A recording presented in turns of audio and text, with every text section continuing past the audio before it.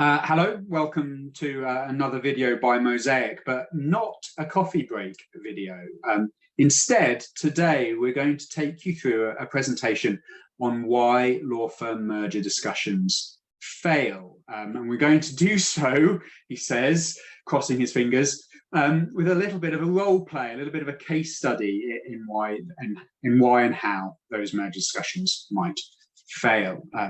So just to remind you, my name's Tom. I am the founder of Sursum Advisory, which works with a variety of law firms on a variety of strategic finance projects, particularly M&A that we're about to speak to, but also bonus schemes, forecasting, valuations, tax structuring, really anything as long as A, you're a law firm, and B, it's a strategic finance project. Hello, I'm Howard, and you can see details of me on the slide there. Basically, I do special project work for law firms and family businesses, and only special project work. So I don't do any audit, I don't do accounts preparation, I don't do any tax returns. So that means I'm very happy to work alongside existing advisors to my law firm clients. And the typical size of a law firm is probably 1 to 50 partners. That's the typical size that I tend to act for. And hello, I'm Mark Briegel. I'm a partner at Bennett Briegel. We're a niche law firm providing services into the professional practice sector, predominantly law firms, but also IFAs, accountants, etc. And I do an awful lot of M&A in the legal sector, plus restructures, partners in, partners out. Previously was on the management board of the top 200 law firms, so know the joys of this, was involved in some mergers, and prior to that worked in industry, so have a wide background in that, and have worked with Howard and Tom and the Mosaic team for many years now. And we are 3 parts of the 5 parts that are Mosaic, which is a collective of various professional services businesses who work together and separately to provide advice to a variety of law firms on a variety of challenges. So today we're going to introduce you to Wolf Shark & Co. Limited and Puppy Dog Kitten & Co. LLP. The 2 details of the 2 firms are on the screen in front of you there, and you can see that there are several bits of the firm which actually are very similar indeed. Fee income, for example, is identical. But conversely, there are some things within the 2 firms which are wildly different. So, for example, profit per equity partner at Wolf Shark is £250,000 per partner, whereas at Puppy Dog Kitten is £125,000 per partner.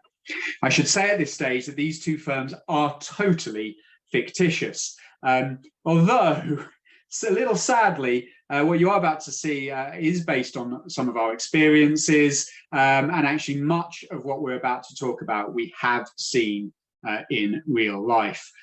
My colleagues Howard and Mark would also, I'm sure, like me to note that in a moment they will be back in character as the CEO of Wolf Shark and the senior partner of Puppy Dog Kitten.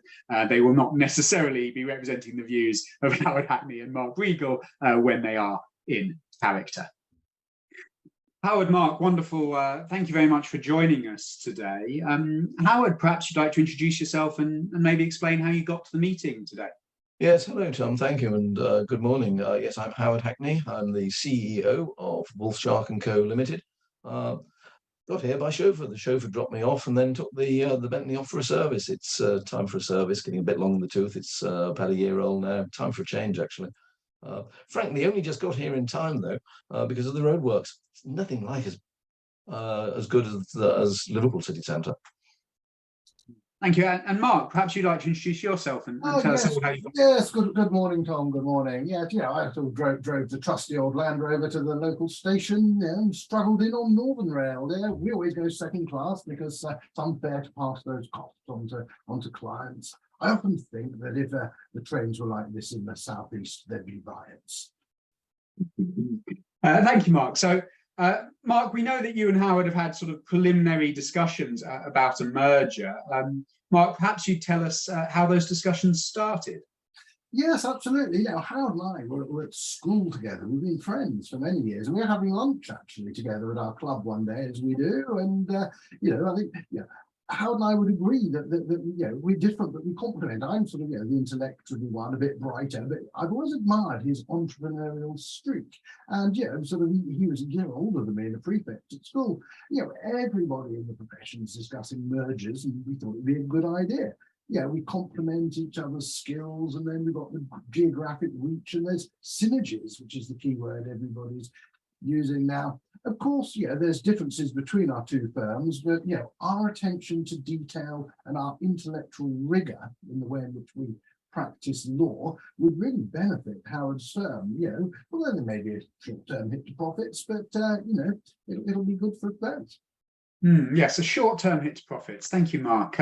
Howard, perhaps you could share some insights about how the discussion started. Yes, very much so. Mark and I have been friends since school days, and on the back of that, we were having lunch at our club together.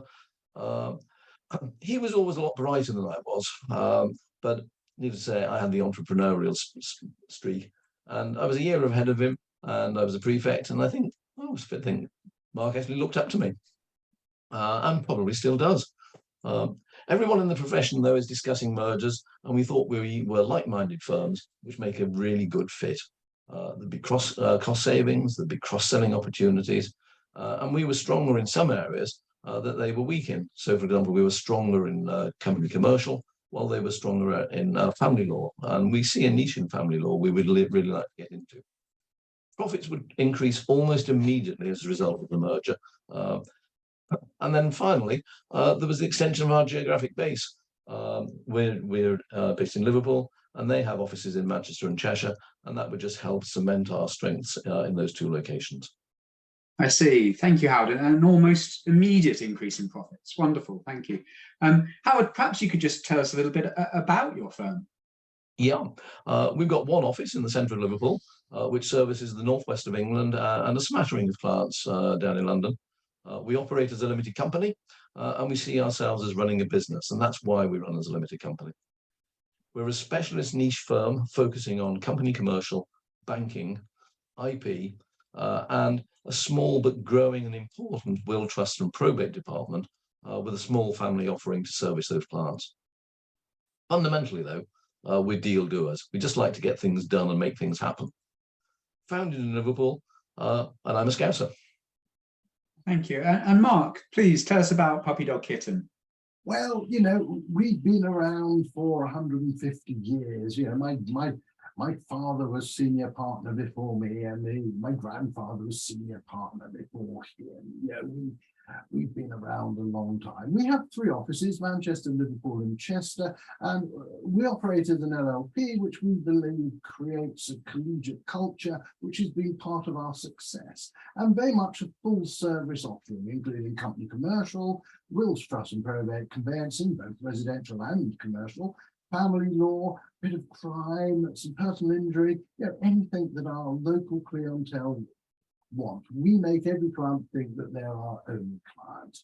We were founded in Manchester at the height of the cotton boom, and I myself am based mainly in Manchester, but as you can see today, I'm in one of our more rural offices. Thank you, Mark. And that's the end of part 1 of our conversation about why law firm mergers fail. Tune in soon for part 2. And that's the end.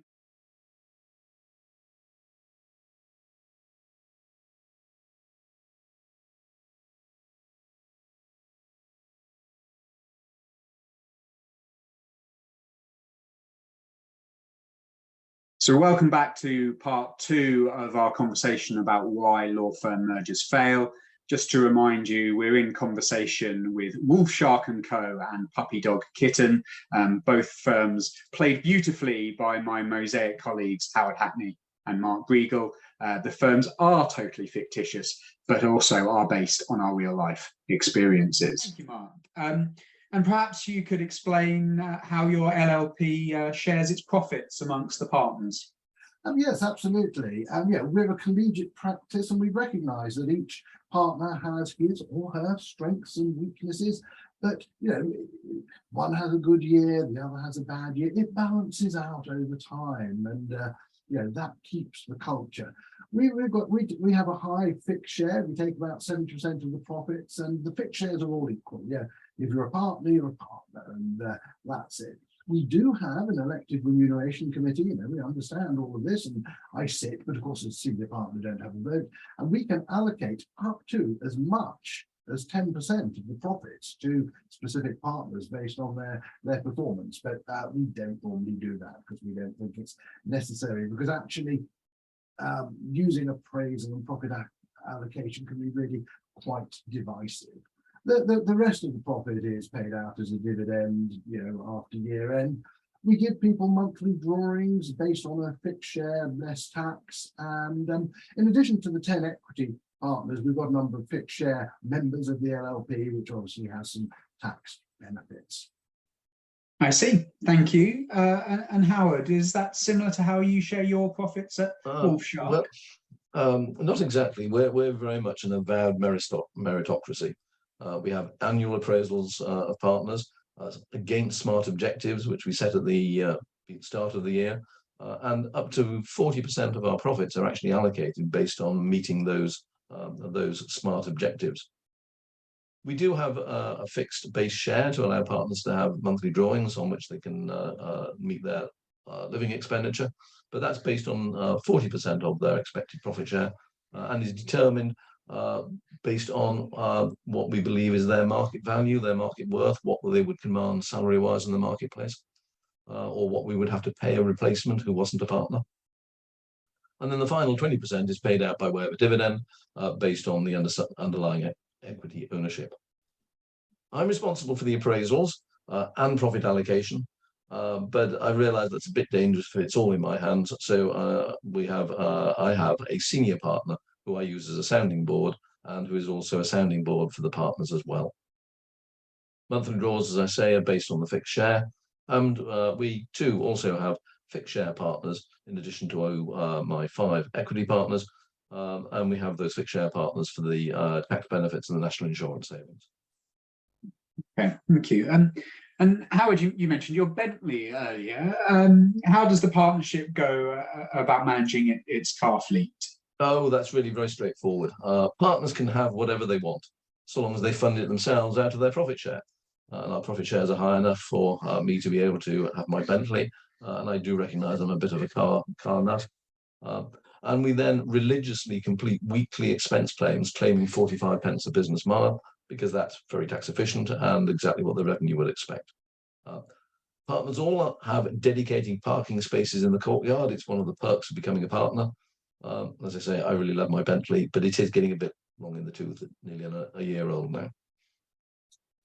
What about you, Mark? Do you have a fleet of cars for the partners? Well, yeah, we do, because again, benefits to partners. So one of the benefits being a partner in a law firm is the car. So we place all cars through the practice, and we're very generous. Partners can have whatever car they want, up to a maximum lease cost of £325 a month.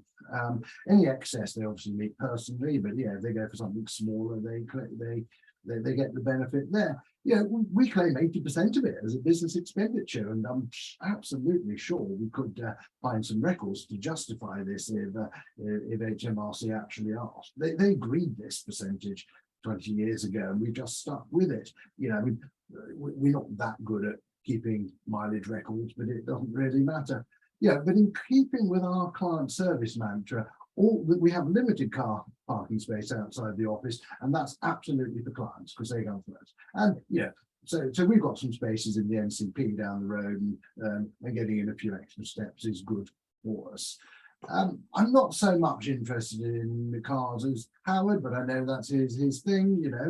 My old Land Rover, it might be 10 years old, but as good as the day I bought it. I was contemplating going for something electric. I've heard Teslas are good, although I'm slightly worried how that would go down with the clients, and especially the farming clients.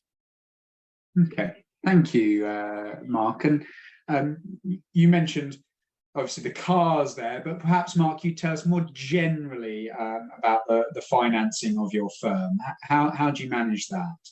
Well, we run it well. We finance ourselves as a practice. We don't like to borrow. We don't like being reliant on banks or third parties. What banks are like, blowing in the wind.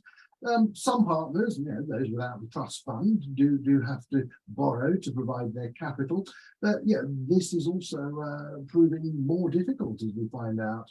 And certainly, we also need to finance goodwill, which is effectively some latent WIP.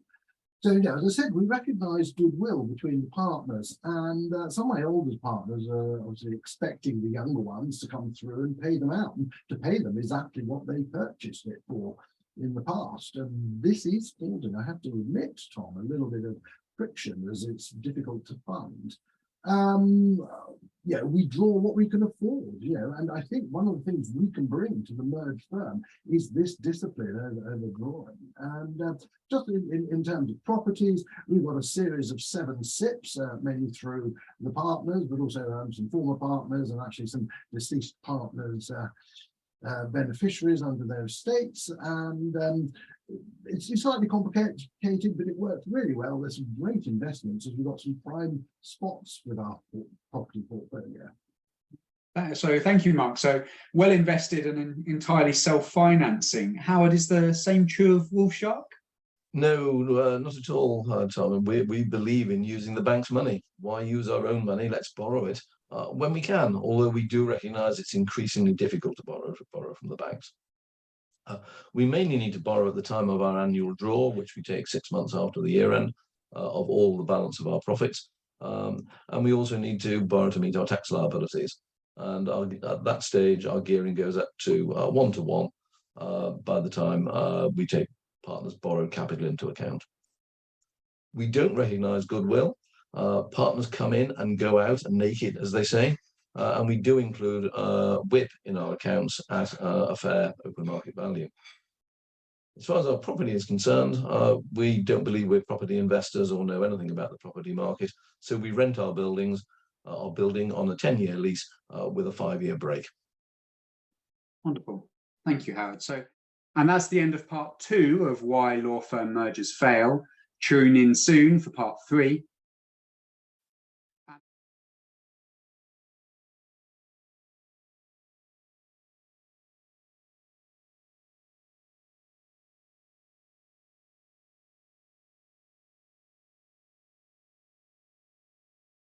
Welcome back to part 3 of Wolf Shark and Puppy Dog Kitten in conversation about why law firm mergers fail. Thank you, Howard. So, Howard, we've spoken about finances and profit shares, and the car fleet. Howard, let's turn our attention to staff. Perhaps, Howard, you tell us about your staff and how you motivate them. In the context of meritocracy, we aim to employ the best, but they must be self-starters. We're not carrying any people at all. They've got to go out and get the work and do the work. But so it's the best we employ, and we pay accordingly. We provide clear billing and chargeable hour targets to all of our staff and partners, and pay bonuses based on meeting those targets. We appraise regularly, not just once a year, and counsel out the poor performers. And bonuses can be as much as 40% of salary, but are always self-financing as a result of meeting stretch targets. KPIs, we issue those on a monthly basis to all partners and staff, and we clearly do a mixture of carrot and stick. We name and shame those who are meeting their KPIs, but we praise those who actually are meeting their KPIs. Thank you. So, Mark, naming and shaming at Wolf Shark. Tell us a little bit, perhaps, about how you motivate your staff. Absolutely. I'm in agreement with so much of what Howard says. We have KPIs too at Puppy Dog Kitten, and we circulate those to the heads of department and the partners quarterly. So that's going on. We look, our collegiate culture is very important to us. We're friendly and we're supportive, and staff are our biggest asset and our future. They've been with us a long time. My secretary, Beryl, used to be my father's secretary when he was senior partner. And, we pay maybe 10% above market rate to get the best. Generous pensions, sick pay, paternity policies, we look after our staff. You know, we think bonuses can be subjective, but we pay them, and you know, and every Christmas we've always given out a staff bonus, you know, sometimes up to 2 or 3 weeks salary to everybody. We think the light touch performance targets that we have encourage team performance. You know, we get people bought in and agree. It's really key. And in fact, this year, Tom, we're bidding to be included in the Sunday Times Top 100 Employers list. Wonderful. Well, congratulations or good luck with the bid. So tell me, Mark, that sort of collegiate atmosphere you're describing, how does that translate into staff turnover? Oh, incredibly low. Very few people leave, you know, sort of under 5%. Most staff come to us on recommendation. Either they know our staff or they know our reputation, so our recruitment costs are very low. Most of our partners started as article clerks or trainees. We don't have a lot of lateral hires, a few, because obviously people want to join us, but by having our culture right, getting and maintaining good staff is not a problem. Thank you. What's staff turnover like at Wolfshark, Howard? Well, we have a high turnover of staff, perhaps 25%, and that goes along the lines of having to recruit the best, wanting to recruit the best, and cancelling out the poorest. It does regrettably mean we have high recruitment fees, but we do think it's worth it to actually get the best people to help move our practice forward. It is a shame, though, that we can't always keep the people that we want to keep, but many of our fixed share partners are also lateral hires, where they really worked at getting the rewards that they felt were due to them in the firms they were at, and where they didn't like the culture, perhaps sleepy firms where they didn't feel they were being properly recognised. I see. Okay. So Howard, if that's the sort of the staff, what about the management structure of the firm? How does that work at Wolfshark? Well, we have a 3-man, and I mean a 3-man management committee. I'm elected every 5 years, and I appoint 2 professionals who happen to be fixed share partners to assist me, a chartered accountant on the finances and a chartered marketeer. And the chartered marketeer has made a huge difference to the growth that we've been able to achieve. Not so sure about our chartered accountant, though. There is an elected senior partner who acts as non-executive chairman and a sounding board. Thank you. And Mark, obviously you're the senior partner, but what's the rest of the management structure at Puppy Dog Kitten? Well, as you know, yes, I am the senior partner, and according to our LP agreement, I have to be elected by the partners every 5 years. I've been senior partner for over 15 years now, but no one ever seemed fit to bother with that. You know, I work within a strategic framework and an annual business plan. We understand this, and you know, the partners, we have our annual offsite, and we go through the business plan and it gets agreed. And within that framework, I manage, you know, our monthly meetings. We've got 5 heads of departments, 3 sector heads, and 3 office leaders, as well as the FD and the head of HR, and they're both fixed share partners. Yeah, some of these roles overlap, but yeah, the management meeting has 9-10 people in it, and we kick stuff around. And, you know, we sometimes even have an agenda. Okay, thank you. So Howard, how do you actually manage the practice on a day-to-day basis? What do you mean, Tom? I just get on with it and tell them what to do. No, I jest, I'm sorry. Of course, I can't ride roughshod over my partners. So we have a formal partners meeting once every 6 months, followed by dinner at a Michelin-starred restaurant, where historically Liverpool have always had more Michelin-starred restaurants than Manchester have.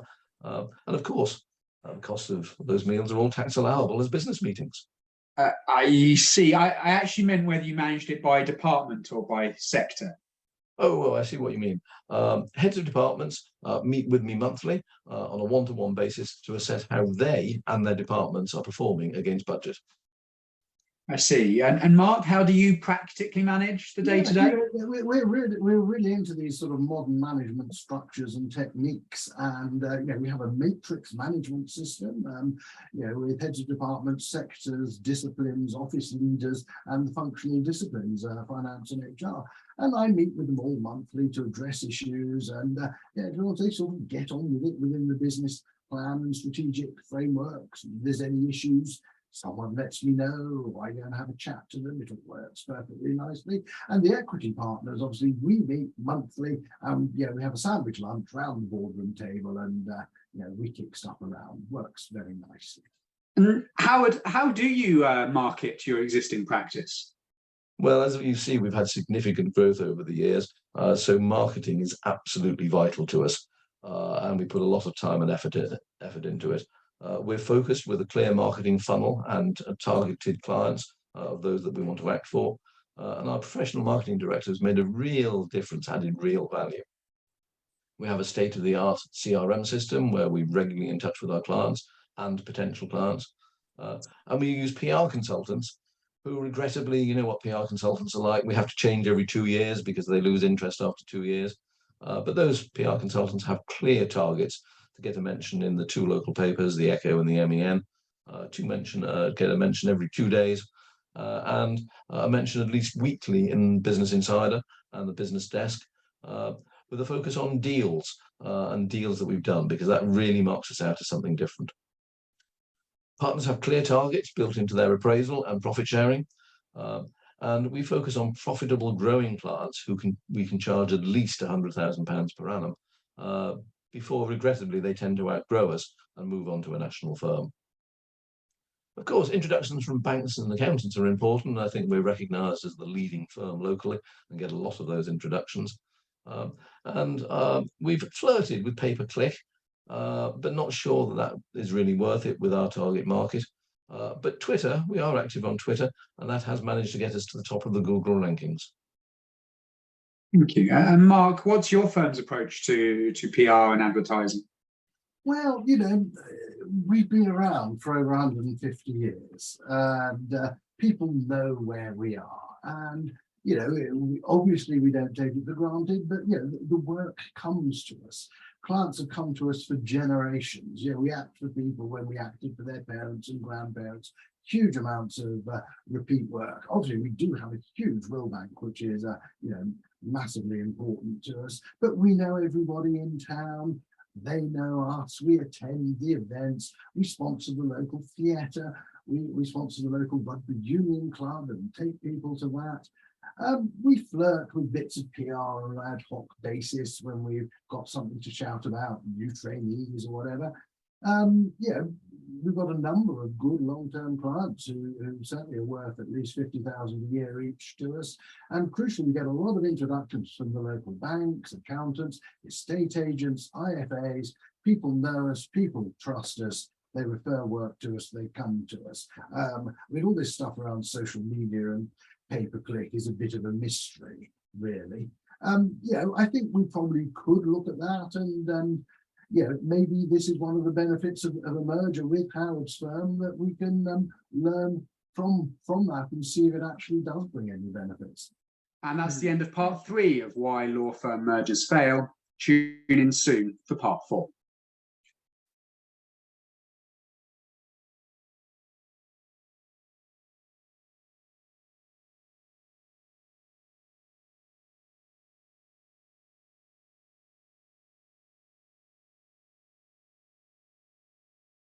Welcome back to part 4 of Why Law Firm Mergers Fail with Wolf Shark & Co. and Puppy Dog Kitten & Co.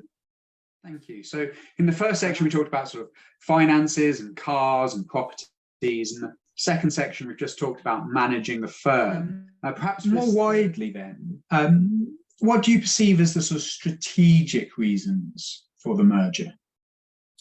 I think, to be frank, Tom, we have an aging partner profile, and we've got some senior partners who've been there for a long time with large capital accounts who are looking to retire. We are struggling to find younger partners who want to take on the responsibilities of partnership, even within our lovely LLP structure, and certainly in particular to fund what they would need to pay the outgoing partners for the share of goodwill. So, in addition to sort of what we can bring and what Howard can bring, we see succession as a major driver behind this merger. I see. And Howard, sort of the nuts and bolts to one side. Do you perceive a strategic reason for the merger? Oh, absolutely. We need bench strength to get economies of scale. We've invested heavily in compliance and systems in particular over the last few years. And the level of that investment means that we could cope with a far larger firm as a result. And we really want to spread that cost across a higher level of turnover. So that's what we're looking to do, and tie that in with increasing our PEP. I've mentioned we are increasingly, we are avowedly elitist. We're looking to increase our PEP. It's the only way to grow the firm and take the firm forward is to have high PEP to bring in more partners, especially in a highly competitive market. And a merger is the quickest and easiest way of doing that. And we see significant synergies to drive the profitability forward. And you use the word merger there, Howard. Do you think this is a true merger? No, of course it isn't. There's never a true merger. We say that it is, but in reality, we are the stronger party, and we're acquiring them. As they're really a somewhat sleepy firm and have not capitalized on their strong client base, and we really want to get stuck into their clients where we can probably double their fees overnight and hugely enhance our profitability. I see. And Mark, do you think it's a Well, true Hal and merger? I have sort of kicked this around over the club, and actually it's one of the few areas where I might actually disagree with Howard, because I mean, as to what is a merger is fine, but I mean, we feel that in many respects we're the stronger party here. What they need is our culture, which they don't have, and they need our history and our respectability in the market because of what we've been. So we can bring all of that and sort of help them with maintaining staff and so on, and therefore, is it a true merger? I don't know, but I think what we bring to the party is more important in many respects. And Mark, talking of history and respectability, has there been any discussion about what the name of the new firm will be? Oh, yeah, that was one of the things we we kicked off, whilst we were still on the first bottle, and we agreed not to fall out over it. And going by initials is obviously the trendy thing to do. So we're going to be WSPK & Co. LLP.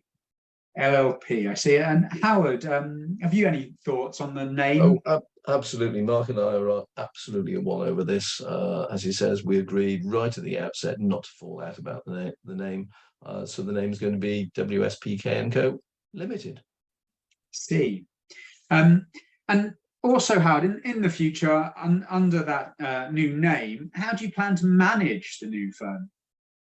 Well, we recognise this is potentially a bit of a difficult area, but we agreed that I will be CEO as opposed to managing director, and Mark will be executive senior partner responsible for strategy, which, dare I say, is what those approaching retirement tend to take responsibility for, and I think Mark is the ideal person to look at our future strategy. After that, it gets a tad difficult. I plan to have two of his young guns on a management committee, which I must admit I'm going to struggle to cope with that, but I'll go along with that. Plus, I really like Mark's FD. Mark's FD, apart from being really attractive, is very effective. And my marketeer is absolutely vital. That's fundamental to taking it forward. HR director, not sure their HR director really brings much to the party. So I think regrettably we'll probably have to let them go. And Mark, how do you foresee managing the combined firm? Well, we won't allow sexist attitudes like that to creep through for a start, but we do recognise that this is a difficult area, and I'm comfortable to take on this role of executive senior partner, whatever Howard calls it. But I mean, effectively, we're going to be splitting this equally according to our skills, sort of joint managing partners, senior partners, whatever you want to call it. And I think our culture is the right one. So I don't want to disturb things too much.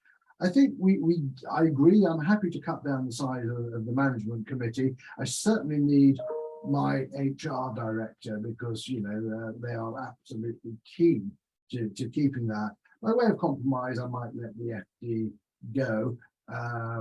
She is very good and will find a role elsewhere. But I really don't think we need their rather blunt marketing director. We can really do without that. And I think we need to have at least 3 elected partners, members, whatever, on the committee to keep that culture and engagement and involvement. You know, after all, it's not a dictatorship. Thank you, Mark. So you mentioned possibly having to let the marketing director of Wolfshark go.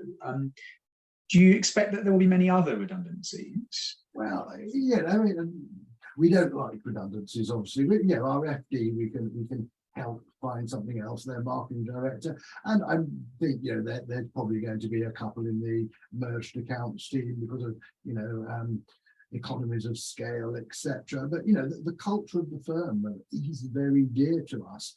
And, you know, the growth that comes from the merger will take up any slack. So we shouldn't need to do anything. Yeah, we've got some very, very long-standing staff, you know, not just my secretary Beryl, and you know, a duty to them. What about you, Howard? Do you expect to have to make any redundancy? Well, I regret to say the old phrase, you can't make an omelette without breaking eggs. So regrettably, yes, I think we do have to make redundancies, probably about 10% across the board. And I do recognise the awful effect redundancies can have on morale. So I would be cutting quickly and deeply, right, almost at the outset. Within the first couple of weeks of having done a deal, I'd be making those sort of cuts with a view to avoiding multiple rounds of redundancies and then giving security to the staff moving forward. Very clear looking at the stats of Mark's firm that they really are overstaffed. Their chargeable hours are way too low, and there's clearly some fat to cut and assets to sweat. And obviously the back office is going to be a key area to look at. I see. Fat to cut. Howard, thank you very much.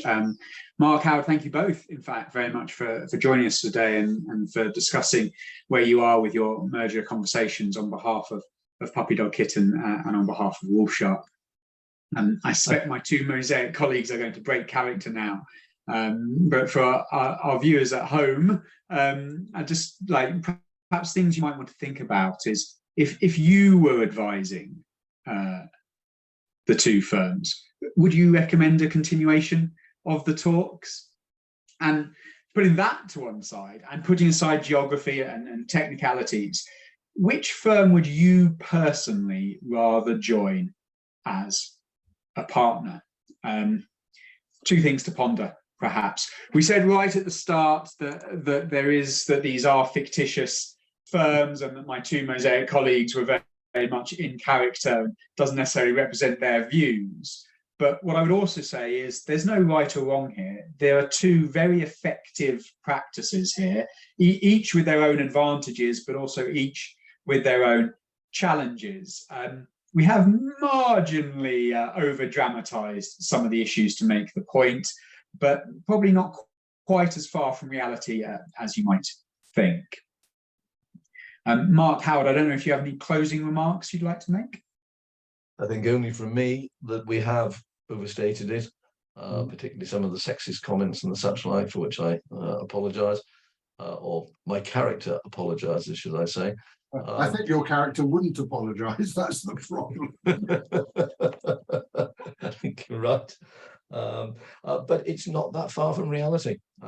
We've all seen many situations like this where, frankly, as advisors, we've had to say, don't do the deal. But at the same time, there are many deals that have been successful over the years, usually where both parties recognise who is the stronger and who is the weaker party. Yeah, and what they're bringing, and yeah, the synergy is one of these great things. I mean, I remember, yeah, from my sort of MBA days that 70% of mergers fail to deliver the synergies that they were expecting. And the other thing is, Howard and Tom now always have to quote Peter Drucker, you know, sort of every day. He was a great management guru who said, culture eats strategy for breakfast. And I think, you know, the point we're making here is that there is no right and wrong. If the culture doesn't work, you've got a real problem, even if the numbers or the geography say it will work. So yeah, that's the key message. And with that, thank you both for your Oscar-winning performances, and thank you at home for watching, and tune in soon for the next Mosaic Coffee Break. Thank you. Bye. Bye.